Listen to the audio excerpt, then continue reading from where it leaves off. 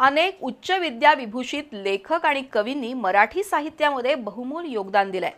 मात्र अक्षरांची ओळख नसताना आपल्या वाणीतून बावनकशी सोन्यासारख्या काव्यरचनांची निर्मिती करणाऱ्या कवयित्री म्हणजे बहिणाबाई चौधरी.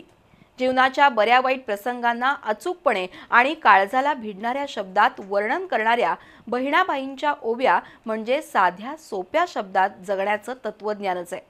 आज त्यांच्या स्मृतिदिनानिमित्त त्यांच्या काव्यप्रतिभेला बी न्यूजचा उजाळा. अंगी नाही बळ, दारी नाही आड, त्यानं फुलझाड लावू नये. सोसता सोसना संसाराचा ताप, त्यानं मायबाप बनू नये.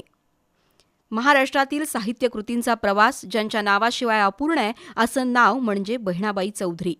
खानदेशच्या जळगाव जिल्ह्यात 24 ऑगस्ट 1880 रोजी जन्मलेल्या बहिणाबाईंना शाळेचा दरवाजा माहीत होण्याअगोदरच वयाच्या अवघ्या 13व्या वर्षी त्यांचं लग्न झालं आणि वयाच्या 30व्या वर्षी त्यांच्या पतीचं निधन झालं.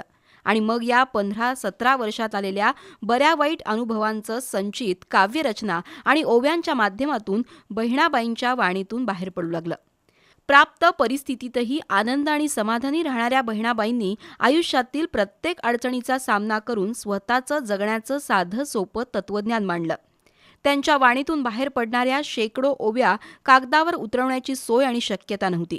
घरात दळण कांडप करताना, पाणी भरताना, शेतात काम करताना त्यांच्या मुखातून उत्स्फूर्तपणे काव्याच्या ओळी बाहेर पडत.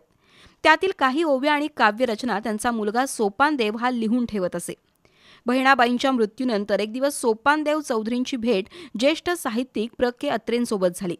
सोपानदेवांनी आईच्या ओव्या अत्रेंना दाखवताच तेही आश्चर्यचकित झाले आणि त्या कवितांचा संग्रह प्रकाशित करण्याची सूचना केली.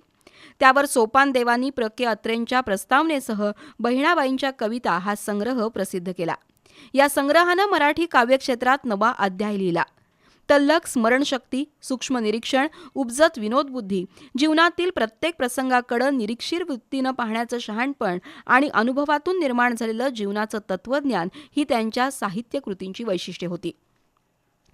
आला सास गेला सास, जीवा तुझर अतंतर, आर जगण मरण एका सासाचं अंतर.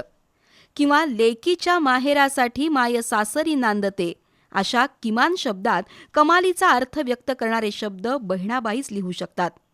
अरे संसार संसार जसा तवा चुल्यावर, आधी हाताला चटके मग मिळते भाकर. किंवा मन वढाय वढाय उभ्या पिकातल ढोर, किती हाकल हाकल फिरयती पिकावर. यासारख्या कवितांनी मराठी साहित्य विश्व समृद्ध केलं. अनेक पुस्तकं वाचून जे सांगता येणार नाही ते साधं सोपं तत्वज्ञान बहिणाबाईंनी आपल्या माणसा माणसा कधी होशील माणूस, लोभासाठी झाला माणसाचा रे कानूस या 2 काव्यपंक्तीद्वारे स्पष्ट केलंय. एकूणच कवित्वाची कोणतीच जाणीव मनात न ठेवता सहज धर्म म्हणून रचलेल्या आणि काळाच्या ओघात हाताला लागलेल्या बहिणाबाईंच्या ओव्या महाराष्ट्राच्या साहित्य क्षेत्रातील आढळतारा बनल्या आहेत यात शंका नाही. बी न्यूजसाठी वृत्तसंकलन विभागासह ताज मुल्लाणी.